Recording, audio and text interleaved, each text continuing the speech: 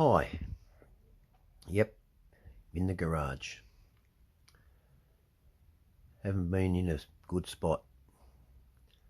I won't show you what I look like now, but to give you an idea of what I feel like. Look at that. Yeah. Anyway, I'll connect this video to the next one after my shower. Bye. That's Oscar. You'll hear Cocky in a minute.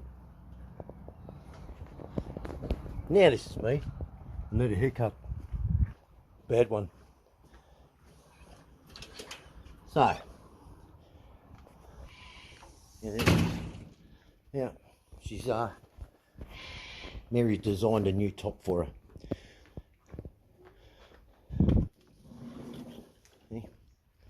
How are we, Cocky? Anything to say? Nothing to say now. Okay. How are we, Dougie? Here comes Dougie. Look at him racing along. Look at him, look at him. Look at Dougie, Dougie. Dougie, Dougie. Dougie, Dougie. How are you? Hey? There she goes. There she goes. Hey, Dougie.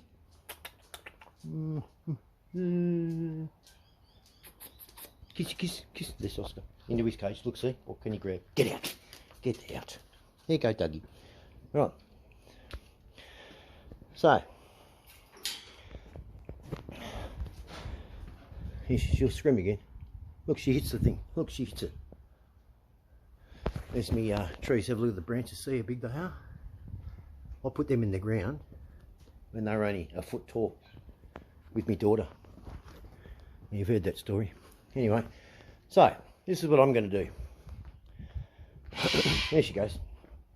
There's Turtle. He's shedding. How are you, Turtle? He's happy. Sister. Snakey.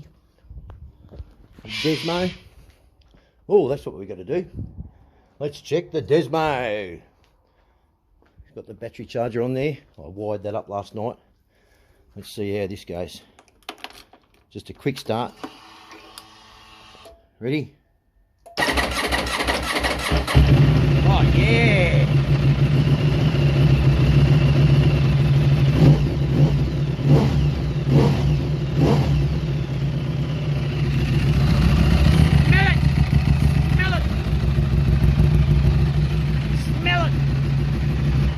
Gotta love that, mate. Mary will come home and go, what the fuck's that? He started his bike. Anyway, so this is what I'm going to do. Because I used to do boxing. See that? See that? Right, here it comes. It's coming out. That's coming out. That's my rocking horse. They like me rocking horse. There's a video of me falling off the fucking thing. Anyway, so this is coming out. Come on. Fucking thing. This is what I'm going to do.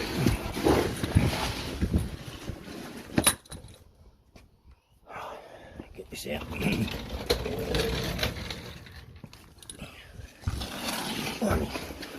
Come here. Come here. Right. There you go. There you go. Fuck. Right. That's there. Rightio. So, been in a shit place. I've been in a lot of shit places. I'm sure many of you have too. But every time you're in a shit place,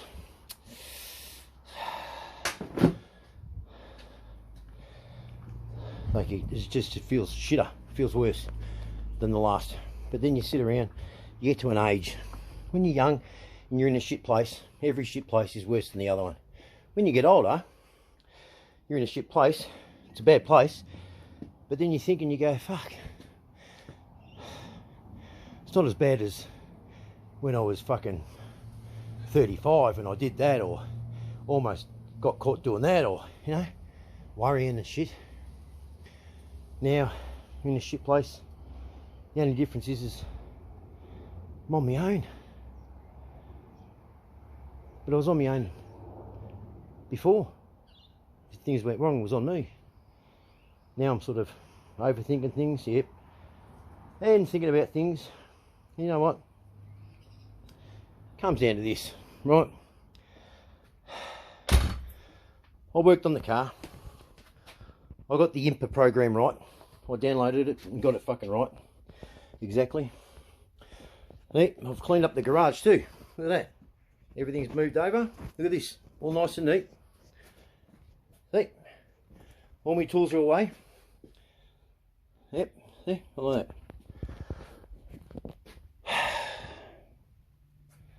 I've been in a shit place. Number one is the realisation and coming to terms with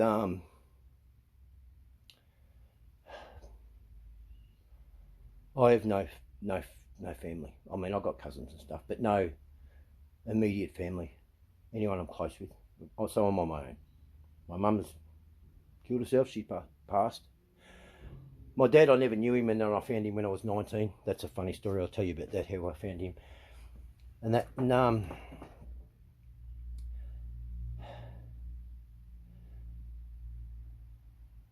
so, been in a shit place. I'm not going to lie, I did think about, you know, David. David's there. But coming to the realisation and the understanding, and it will forever, for every day, without Glenn, for me, will always hurt, because him and I, there was no secrets. We knew everything about each other. Everything. I mean everything. Yeah, I don't mean everything. How many freckles we had on our dick. That's how well we knew each other. We told each other everything. And I told him everything I'd done. I told him everything I wanted to do, and then I told him that I did them.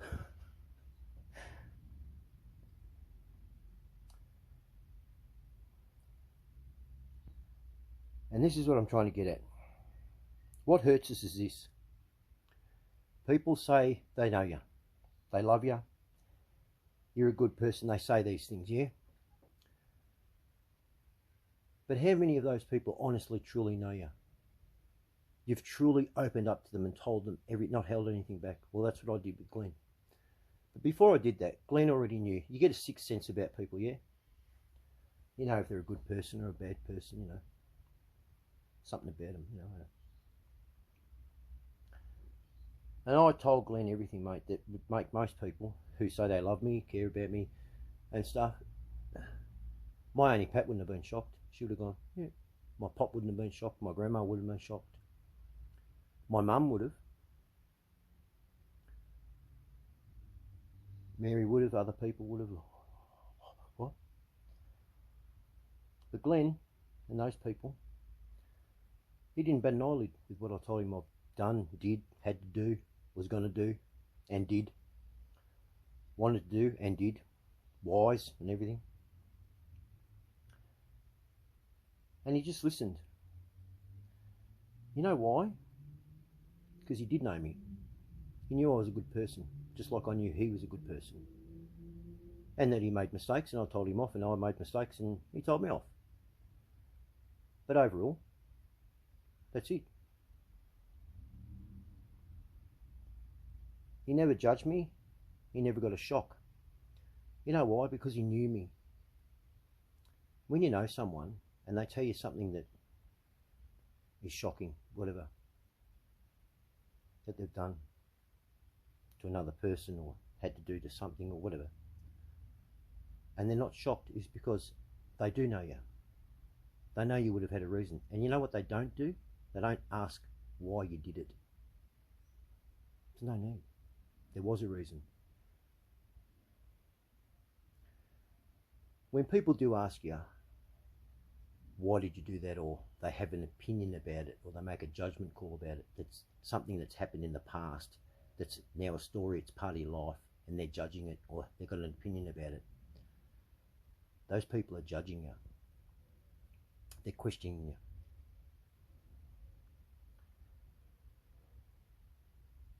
People need to look at people properly, watch how they act. And it's a true saying, actions speak louder than words. And I've lost that person. I could talk to Glenn and Glenn could talk to me about anything. Even some things, that come to light now, you just go over again, Oh, I was thinking about that the other day. I remember that and have a bit of a laugh, or, that was shit. That's gone. Can't do that with Mary. Can't do that with anybody.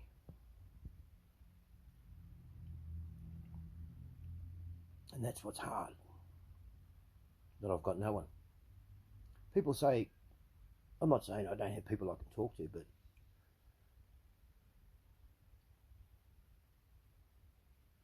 yeah. So I brought that boxing bag out here. So what I'm going to do is I'm going to hang it up there. And every day, at 8 o'clock, I'm going to get up and just punch the shit out of it. With no form, with no anger, with no real need for anything, but just to punch it. For harder. Not for longer.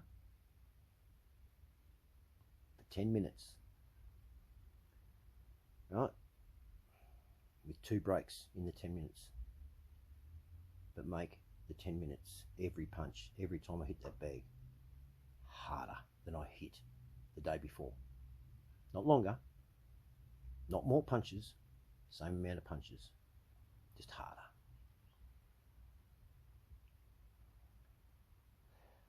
Because see, I got into security because when I turned, well, my mum was an escort, so I was already in the adult game, going to pubs and whatever with her as a minor. So I didn't understand walking into a nightclub that's, got a candlelight view with all strangers in there, you don't know anyone, and you're on your own. I didn't get that. I thought that was fucking stupid. But I understood why everyone else was in the club. The barmaids, the barman, the security, knew why they were all there.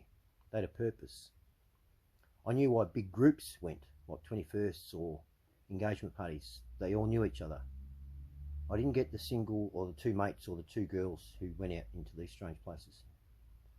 Didn't understand that. I thought that was dangerous. And I didn't like fighting. And I didn't drink either. And, I wasn't, interested in grabbing every girl and having me way with her, Sex wasn't a drive for me. I'm a quality, not quantity guy,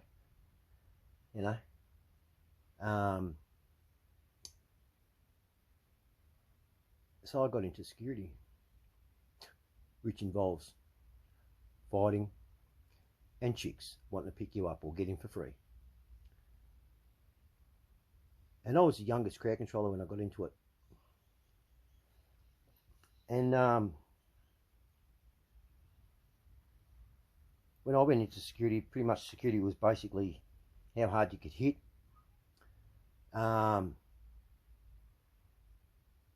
If that security company wasn't, you were warring with another security company, you had to test you were thrown in there. Everything else, it was about fighting. Just how can you hit? Can you? What do you do? You like to fight and stuff. I like to see people happy, having a good time. I like to understand things, work things out, prevent a problem, overcome a problem, or understand each other.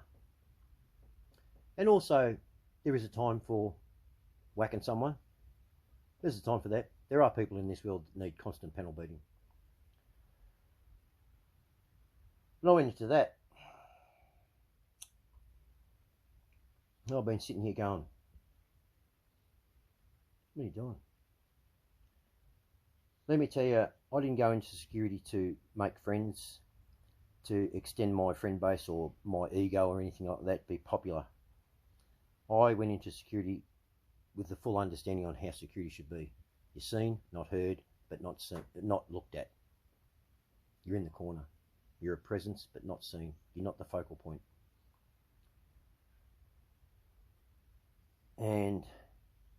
But when you step out, people know. And they know you. You are you. When I started in security, you couldn't hide. You couldn't be a bullshitter. You either were staunch or you weren't. Simple. Pretty easy. Now there's all this, you know, him, her, fucking binary, fucking, oh, let them in, oh, I want to, you know. Back then, no. No room for bullshitters.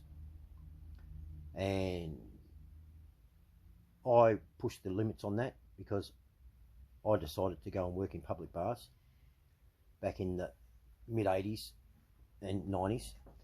And doing that was like 5 nights a week on your own, not in a crew. So you're on your own. And I was young. I was 17 and 8 months working in public bars as security.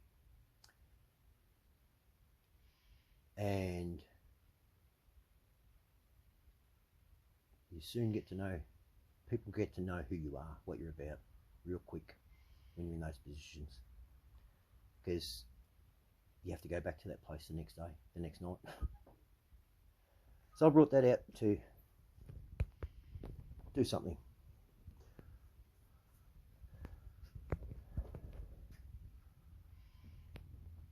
So yeah, I don't know. I'm back, and I am. I won't say I've had enough. I'm gonna fucking know, but I'm gonna do that. I'm gonna do that. Can't hurt. I'm gonna take me protein powder. You know, might even start taking a bit of gear. You know, you know, that vitamin that starts with S. You know, might start taking that because I'm a bit older. You know.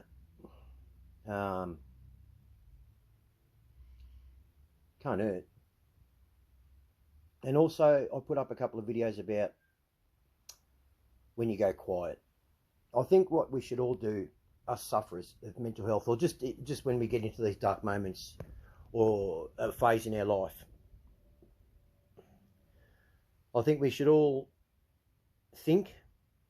come up with an emoji that when we're going down those dark roads, every now and again, send them out to our friends and family so they know what it is. Oh, that's what that means. That little emoji is a warning. He's going into a bit of hibernation. And we can do that. We're responsible for that. We can take hold of that and own that. Because people do worry when they don't hear from us or see us, or we don't take their calls. And it became very annoying to those people. They think, fucking hell, you know, if the bloke doesn't take me calls, it could be fucking dying and stuff like that. So if you send that emoji out and let them know, then they'll know not to call. So what they'll do is they'll start to text you. And you'll read the text. Right? And it'll change everybody. Right? Just bring awareness around to everyone. Owning your shit. That's what I've got to do. That's what I'm doing. I'm about to get on the bike, go and see a mate. And yeah. So I rang up Andrew today. We had a good talk. He talked about his son. Hit him like a baseball bat, and you know, he talked about Glenn and our other mate Scroat, you know, just lost his a family member. And you know, Danny and I lost a friend, Michael, on his bike. Just bought a house off Danny and bought a road glide off Geelong Harley. He was cool on his bike.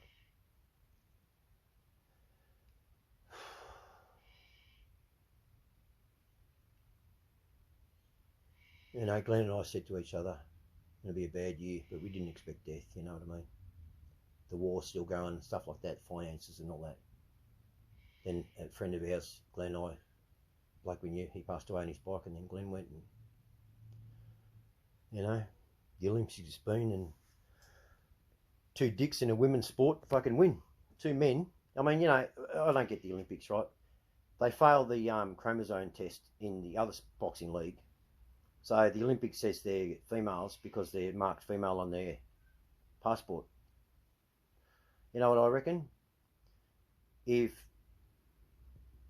science isn't going to make people believe that they're men, and passports are going to convince people that they are girls, I think they like to get on stage. So I reckon dack 'em.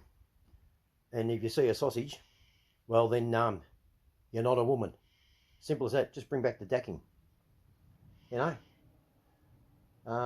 Yeah, that's my opinion anyway. So go get a pie. That's what I'm going to do. I'm going to punch that bag. I felt like wringing Cocky's neck. But yeah, so I'm back. All right? I'm sorry for worrying people. I'm not going to say it's not going to happen again, but yeah. So like me tree root. Have a look at it. Yeah. So yeah. Alrighty. See ya.